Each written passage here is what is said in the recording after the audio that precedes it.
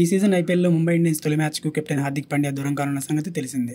దీంతో అందరూ రోహిత్ శర్మ కెప్టెన్సీ వహిస్తాడని అనుకున్నారు. కానీ ఇప్పుడు తొలి మ్యాచ్కు కొత్త సారథిని ఎంపిక చేశారు. తాజాగా జరిగిన ప్రెస్ కాన్ఫరెన్స్లో హార్దిక్ పాండ్యా మాట్లాడుతూ కొత్త సారథిని ప్రకటించాడు. సీఎస్కేతో జరగబోయే తమ తొలి మ్యాచ్లో సూర్యకుమార్ యాదవ్ జట్టును ముందుకు నడిపిస్తాడని అనౌన్స్ చేశాడు. నేను అదృష్టవంతుడని 3 కెప్టెన్లతో ఆడుతున్నాను.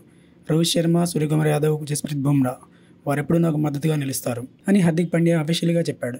దీంతో మొదటి మ్యాచ్కు కెప్టెన్గా ఎంపికైన సూర్యకుమార్ యాదవ్కు ముంబై ఫ్యాన్స్ కంగ్రాట్స్ చెబుతున్నారు. సీఎస్కేతో జరగనున్న తొలి మ్యాచ్కు హార్దిక్ పాండ్యాపై నిషేధం పడింది. అయితే ఈ నిషేధం గత సీజన్లో విధించారు. ఎందుకంటే గత సీజన్లో ముంబై ఇండియన్స్ 3 సార్లు స్లో ఓవర్ రేట్ ఆడింది. అందుకే నిబంధనల ప్రకారం ఆ జట్టు కెప్టెన్గా ఉన్న హార్దిక్ పాండ్యాకు 30 లక్షల జరిమానా విధించడంతో పాటు ఓ మ్యాచ్లో ఆడకుండా నిషేధం విధించారు. అదే సమయంలో ముంబై జట్టు పేలవ ప్రదర్శనతో గ్రూప్ దశలోనే నిష్క్రమించింది. దీంతో హార్దిక్పై మ్యాచ్ నిషేధం విధించడం కుదరలేదు. ఈ కారణంగా ఇప్పుడు ఈ సీజన్లో మార్చి 23న చెన్నైలో ముంబై ఆడే తొలి మ్యాచ్లో హార్దిక్పై నిషేధం విధించారు.